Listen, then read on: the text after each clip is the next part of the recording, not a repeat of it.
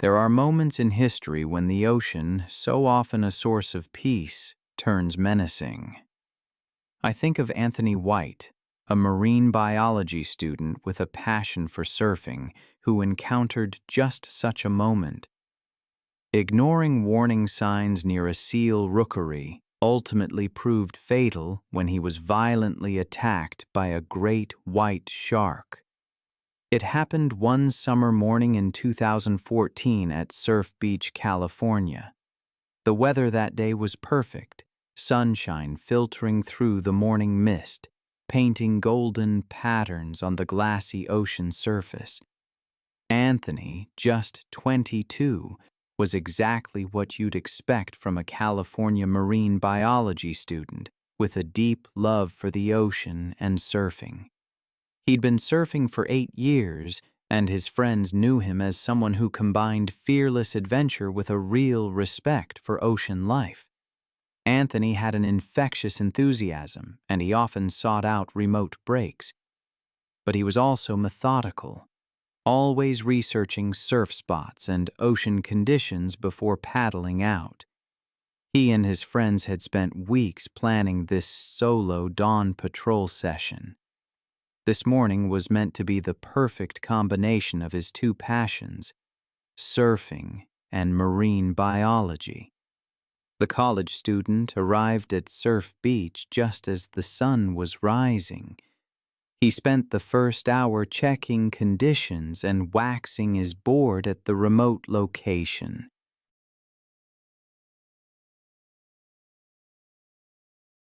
Anthony was restless, though, telling other early morning surfers that the real waves were beyond the crowded spots, despite the area being right next to a massive seal rookery at Point Conception.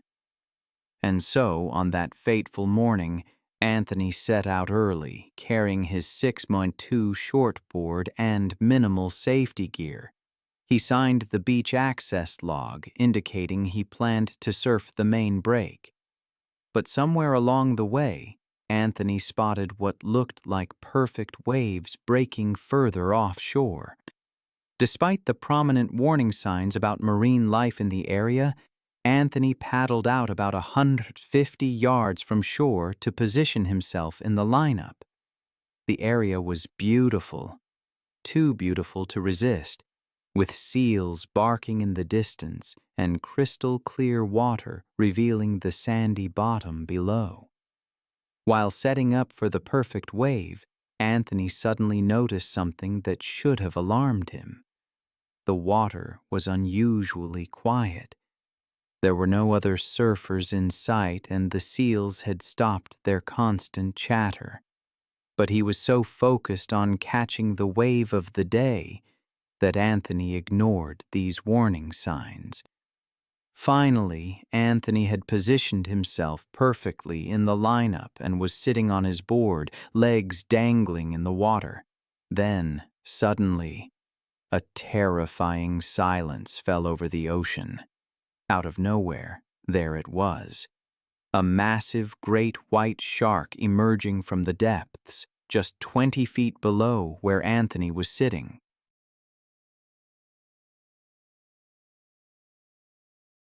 What Anthony didn't realize was that he had entered the domain of one of nature's most efficient predators. Great whites are living fossils. They've remained virtually unchanged for millions of years, their torpedo-shaped bodies perfectly designed for explosive attacks. These apex predators can detect blood from up to 500 yards away and sense the electrical impulses of a beating heart from several meters distance. When hunting, great whites approach from the depths in explosive bursts of speed, exceeding 35 miles per hour, using the element of surprise to deliver devastating attacks with bite forces reaching up to 4,000 pounds per square inch. Anthony reacted instantly, but there was nowhere to run. The massive predator struck from directly below, covering the distance between them in a split second. Anthony managed to see the shark's massive form just before impact, but the attack came with such explosive force that both he and his surfboard were launched into the air. The sound of Anthony's screams cut through the morning silence as the shark's jaws clamped down on his torso.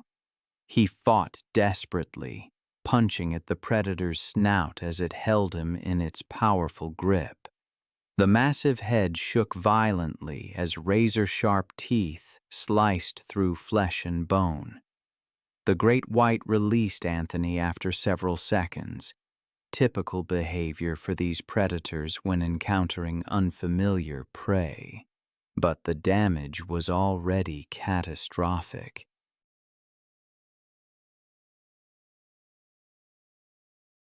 Blood immediately began clouding the pristine water as Anthony, despite his severe injuries, began paddling frantically toward shore on his damaged board. The shark circled below, following the blood trail but maintaining its distance, waiting to see if this strange prey would weaken enough to approach safely. Anthony managed to cover nearly half the distance to shore, his movements becoming weaker and more erratic as blood loss and shock overwhelmed his system. A jogger on the beach heard Anthony's desperate screams and immediately called for help. But the remote location meant rescue was still minutes away. By the time lifeguards arrived, Anthony had disappeared beneath the surface, the ocean swallowing him whole. 2 hours later, Anthony's mangled surfboard washed ashore, bearing the unmistakable crescent-shaped bite marks of a great white shark. The massive gouges told the story of an encounter with one of nature's most efficient predators. Anthony's body was never recovered, despite extensive search efforts. The university established a memorial scholarship in his name, and Surf Beach was temporarily closed while marine biologists studied great white activity in the area. The attack led to enhanced warning systems and additional safety briefings for surfers. As the sun set over the California coastline, the memory of Anthony White served as a stark reminder. I've spent years studying the ocean's most dangerous predators, but one attack always stays with me.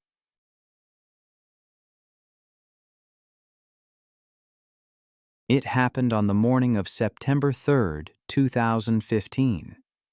The victim was a young charter captain named David Walter, and it served as a grim reminder of the ocean's unforgiving power. That day dawned with perfect conditions in Galveston Bay, Texas. The sky was a brilliant blue canvas stretching over the famous Gulf Coast, with just enough offshore breeze to create ideal fishing conditions.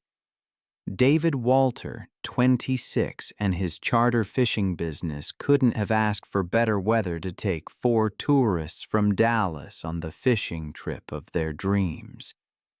David was exactly the kind of entrepreneur who embodied the American dream.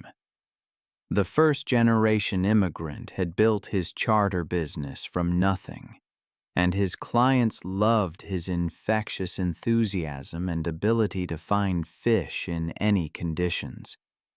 Friends described him as methodical and safety-conscious, always checking his equipment twice, but also driven by an almost obsessive desire to give his customers the perfect fishing experience. The Dallas tourists were celebrating a bachelor party, and David had promised them action in the productive waters near the Galveston jetties. They had spent their first few hours on the water, pulling in red snapper and speckled trout, with David expertly managing the boat while the cooler filled with their catch.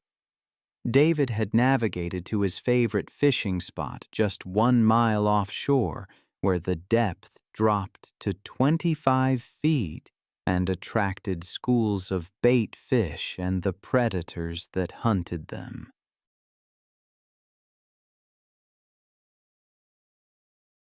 The tourists were having the time of their lives, already talking about booking another trip.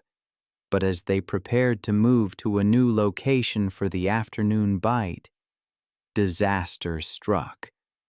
The boat's engine coughed, sputtered, and died completely, leaving them drifting in the strong Gulf current toward the busy shipping channel. David immediately diagnosed the problem: a clogged fuel filter that should have been a simple fix. But as he worked on the engine, the boat's anchor began dragging in the powerful current. The situation was becoming dangerous, and David knew he had to act fast.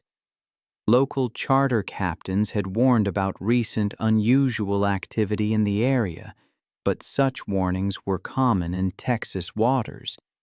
The water had been murky since recent storms, making it harder to see what might be lurking beneath the surface. David had fished these waters for years without incident, and he reasoned that the popular fishing spot would be safe with other boats nearby. With his clients growing nervous about their drifting boat, David made a fateful decision. He stripped down and dove overboard to manually reset the anchor, hoping to stabilize their position while he fixed the engine. What David didn't know was that he had entered the hunting grounds of one of the Gulf's most dangerous predators: bull sharks. They are among the most adaptable killers in the ocean, equally at home in saltwater and freshwater environments.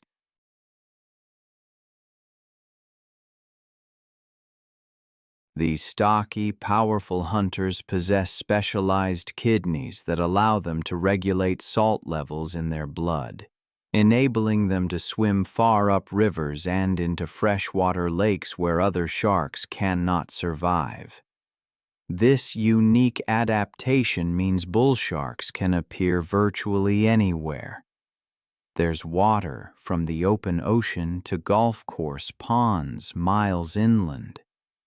Their aggressive temperament and willingness to investigate anything in their territory makes them responsible for more unprovoked attacks on humans than any other species except great whites.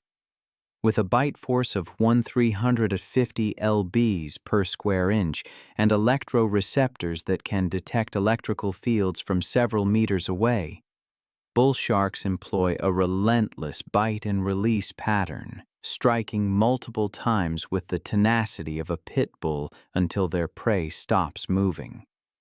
David worked underwater to free the stuck anchor, but the current was stronger than expected, and the anchor had become wedged in debris. The 7-eft bull shark had been patrolling the fishing grounds for hours, drawn by the chum slick created by David's successful charter.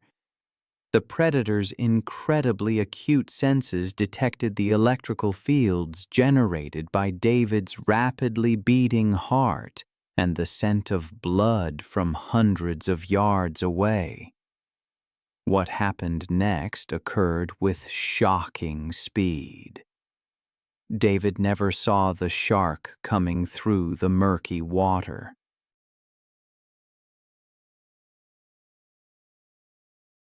The bull shark struck from behind, its massive jaws clamping down on his leg with crushing force, before immediately releasing and circling for another attack. The impact was so violent that David's clients heard his muffled scream through the water.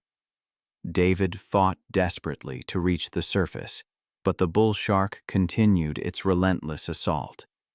True to their species' aggressive nature, the predator struck again and again, each bite tearing away more flesh.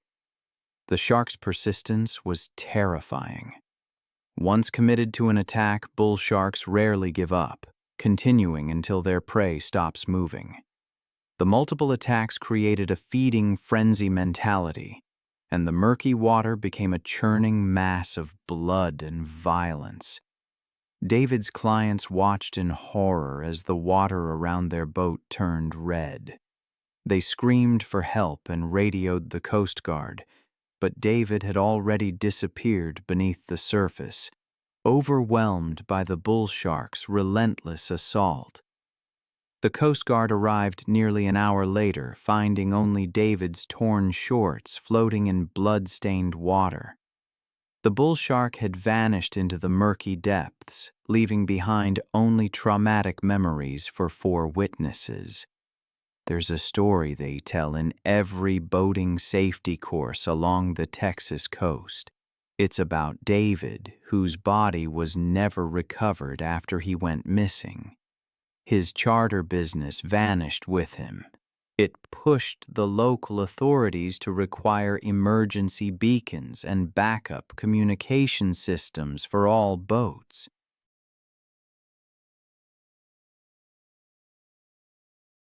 But while the Gulf's bull sharks hunt in murky shallows thousands of miles away in Hawaii, another predator was about to show why it's earned the most terrifying nickname in the ocean. This time, the attack would happen under cover of darkness, where even paradise becomes a hunting ground. The evening of April 22, 2016, brought perfect conditions to the remote coastline near Hana, Maui. A gentle trade wind rustled through the palm trees as the sun painted the sky in brilliant tropical colors. For Christian Smith, 24, it couldn't have been a better night for a solo fishing adventure at one of his secret spots along Maui's untouched coastline. Christian really embodied that laid-back Hawaiian lifestyle that drew so many to the islands. With his easy smile and encyclopedic knowledge of hidden fishing spots, he'd become a local favorite at the surf shop where he worked. Friends described him as fearless and independent, always venturing to remote locations that other anglers avoided, constantly searching for the perfect fishing experience that only the islands could provide. That evening, Christian loaded his truck with heavy tackle designed for the large predatory fish that hunted Hawaiian waters after dark. The location he'd chosen was breathtakingly beautiful, but completely isolated.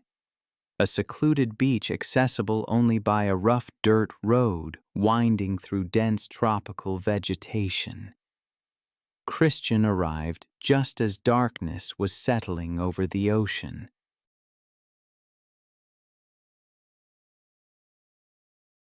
The spot was perfect. A protected cove with deep water close to shore, and a coral reef that attracted schools of bait fish during night hours. He set up his gear methodically, rigging the heavy equipment he'd need for the monsters that prowled these waters after sunset. As Christian waded into about 6 feet of crystal-clear water to cast beyond the reef break, everything seemed perfect. The water was so clear he could see the white sand bottom, even in starlight. And he'd already landed 2 nice fish when disaster struck. Moving through the water to reposition for a better cast, Christian's foot slipped on wet, volcanic rock. He fell hard against sharp coral formations, opening a deep gash on his leg. Blood immediately began streaming into the pristine water around him. Local Hawaiian fishermen had warned about increased predator activity during night hours, but Christian had fished these waters countless times. What he didn't know was that the remote location had become a hunting ground for one of the ocean's most dangerous predators. As Christian tried to assess his injury in the dim light, he realized the cut was deeper than expected. His splashing and the metallic scent of blood created the perfect storm of stimuli that trigger a predator's hunting instincts.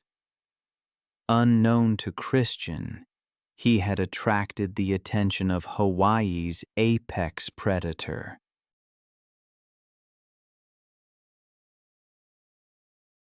Tiger sharks are perfectly adapted for nighttime hunting in both shallow and deep waters, earning the nickname waste basket of the sea, because they'll eat virtually anything. Their stomachs have contained license plates, tires, and even other sharks. These massive sharks can grow up to 18 feet long and possess an indiscriminate appetite that makes them particularly deadly during nighttime hours when they move into shallow water to hunt. Tiger sharks can detect blood from several hundred yards away, and their lateral line system senses the slightest vibrations in the water, making escape nearly impossible once they lock onto a target. Christian began wading toward shore, but his movements became increasingly erratic as blood loss affected his coordination. The coral cut was more serious than he'd thought, and the metallic scent drifting through the water was like ringing a dinner bell for every predator in the area. The 10-foot tiger shark had been patrolling the reef edge when Christian's blood trail reached its sensitive nostrils. Unlike more cautious reef sharks, tiger sharks are known for their bold, reckless approach to anything in their territory, especially during nighttime hunting hours when they become most active. Christian never saw death coming through the dark water. The attack was sudden and devastating. The tiger shark struck from the side, its massive jaws clamping down on his injured leg with crushing force.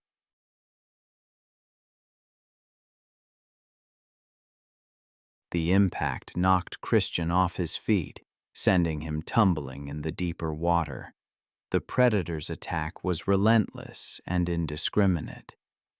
Tiger sharks are known for their tenacious grip, often holding prey while using their muscular bodies to roll and tear. The shark maintained its grip while striking with its powerful tail, creating a whirlpool of violence.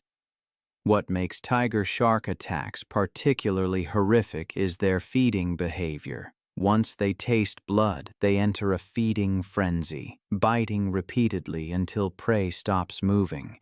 Christian fought desperately, but the predator's grip was unbreakable, and each movement only intensified the attack. In the darkness, the tiger shark's indiscriminate appetite. It leaves me thinking about the raw power of nature, the food chain in brutal action. Off a remote beach, Christian's screams echoed across the empty coastline, but there was no one to hear them. The tiger shark continued its assault, making escape impossible. When morning came, Christian's truck was found at the end of the dirt road, his fishing gear still on the beach. But Christian had vanished, claimed by the waters that had given him so much joy. A massive search involving helicopters and hundreds of volunteers was launched. His body was found 4 days later on a beach 8 miles away. The Hawaiian community held a traditional blessing ceremony, and his surf shop colleagues created a memorial fund for ocean safety education.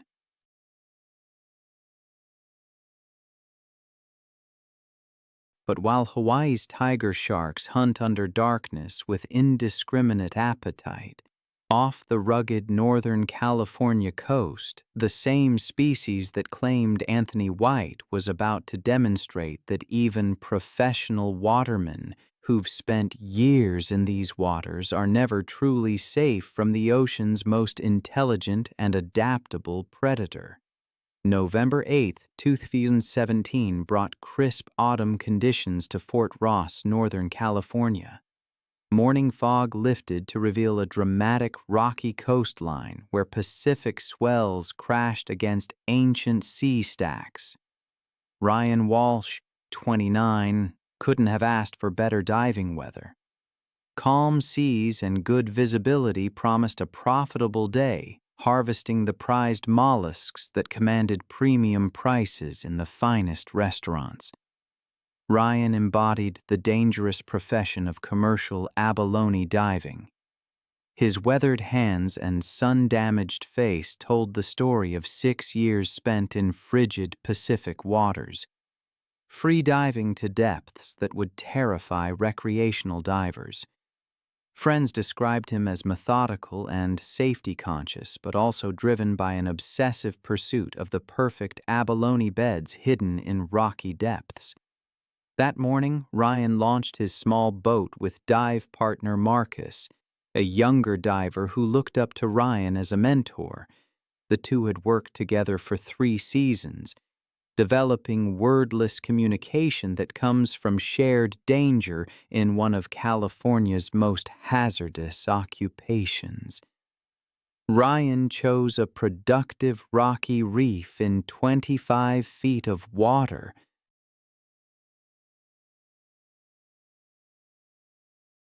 The location was challenging. Strong currents, kelp forests, and the ever-present danger of entanglement in abandoned fishing nets littering the bottom. As Ryan suited up in his thick wetsuit, he felt the familiar mixture of excitement and apprehension. The water temperature was a bone-chilling 55 degrees, but Ryan had built tolerance over years of expo. His dive bag contained an abalone iron, measuring gauge, and collection bag, the tools of his dangerous trade. The first few dives went perfectly. Ryan descended through the kelp canopy to the rocky bottom, where clusters of red abalone clung like living jewels. His experienced eye identified legal specimens, and practiced hands pried them loose with surgical precision.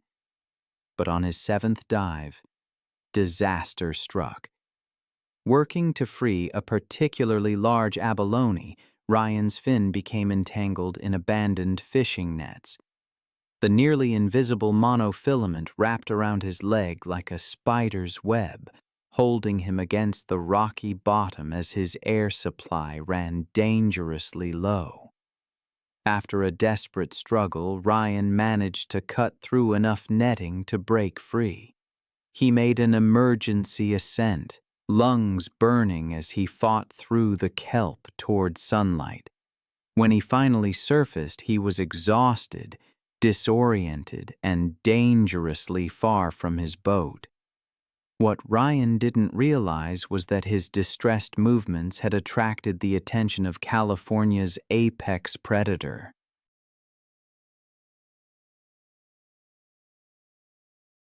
Great whites are living fossils that have patrolled these waters for millions of years. Perfectly adapted to hunt in the kelp forests where seals and sea lions congregate, these massive sharks typically reach 12 to 16 feet and can weigh over 3,000 pounds. Their torpedo-shaped bodies are capable of explosive bursts exceeding 35 miles per hour, bursts that can launch them completely from the water. Their incredible sensory system allows them to detect electrical fields from several meters away and track blood trails from a 500-yard distance. During autumn, mature great whites patrol northern California in greater numbers, following the migration patterns of their preferred prey. These sharks are incredibly intelligent, capable of learning and adapting hunting strategies, making them unpredictable and extremely dangerous to humans who venture into their territory. Marcus, watching from 300 yards away, immediately recognized something was wrong. Ryan floated motionless at the surface, clearly in distress.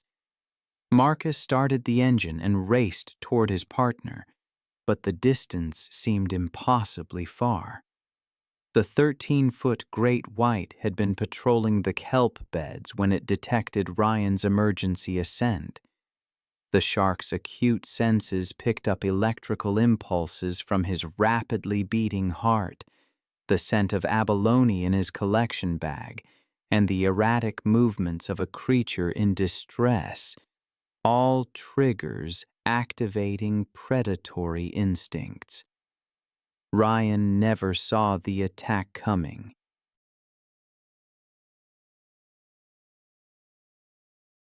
The great white struck from below with devastating force, massive jaws clamping down on his torso with a bite force reaching 4,000 pounds per square inch, slicing through his wetsuit and into vital organs.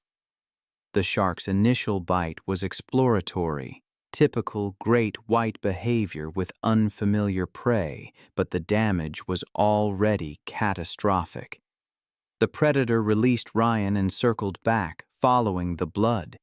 I can only imagine the screams echoing across the water as Ryan fought to reach his partner.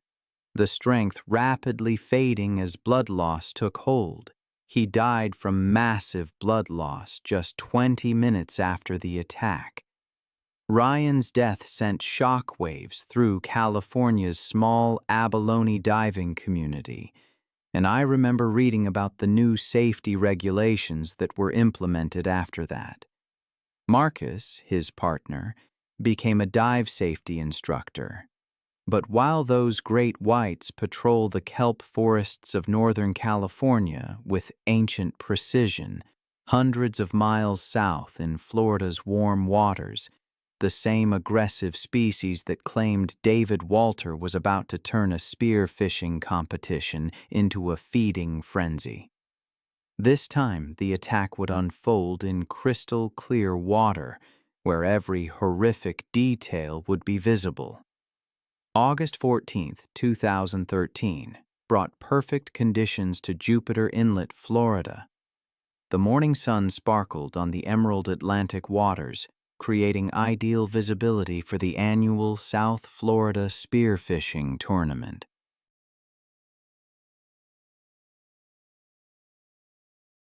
Alex Paul, 33, couldn't have asked for better conditions for one of the region's most prestigious underwater hunting competitions. Alex embodied the passionate dedication of Florida's spearfishing community.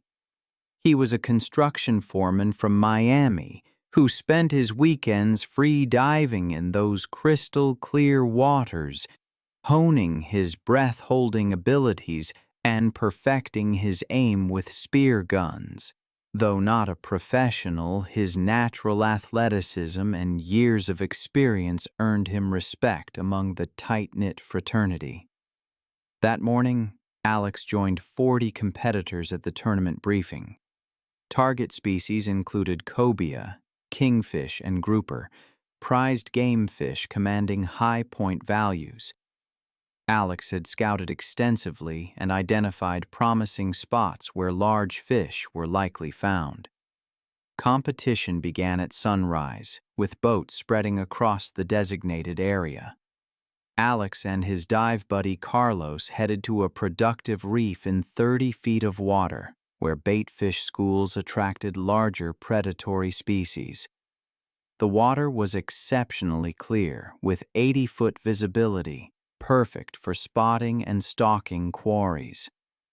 For 2 hours, Alex had moderate success with smaller fish, contributing to his score, but as the morning progressed, he became focused on finding a trophy fish for the top prizes. When he spotted a massive cobia cruising the reef edge, Alex knew he'd found his target. The cobia was magnificent, easily 50 pounds and worth maximum tournament points.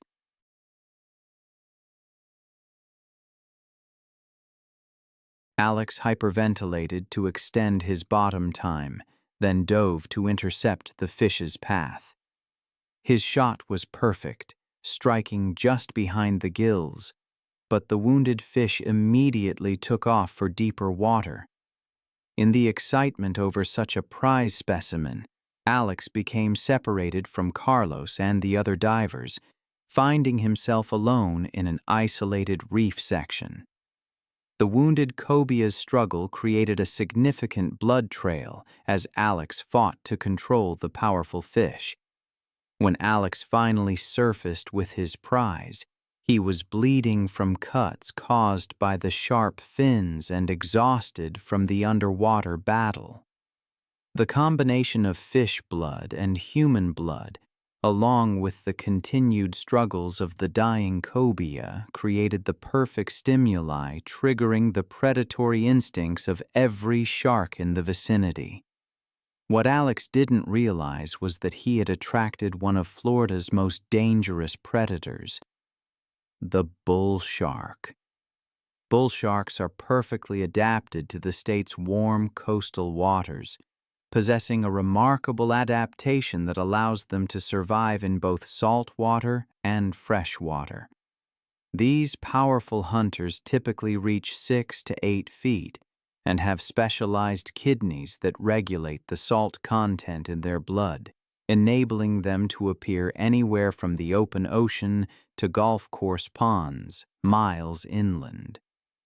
Their incredible sensory system allows them to detect vibrations from struggling fish hundreds of yards away and sense electrical fields from several meters distance.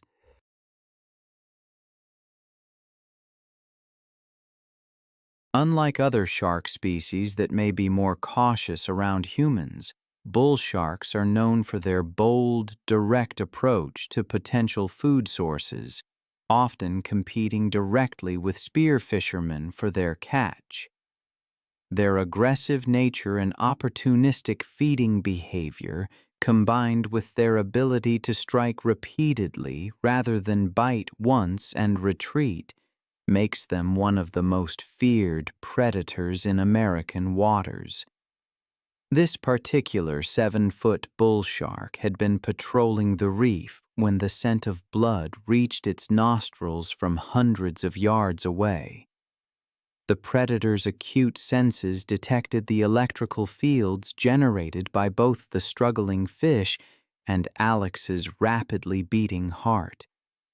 Alex saw the shark approaching and tried releasing his catch, hoping to distract the predator with the wounded cobia. But bull sharks are opportunistic feeders with insatiable appetites, and the multiple potential prey items only intensified its aggressive behavior. Instead of taking the offered cobia, the water turned crimson in an instant. It's a sight I've only ever read about, thankfully, but the Dayons always stay with me. In this case, it was the result of a bull shark attack during a spear fishing tournament. The bull shark struck Alex directly, its massive jaws clamping down on his leg with crushing force. The attack, by all accounts, was swift and brutal. Major blood vessels were severed by the bite.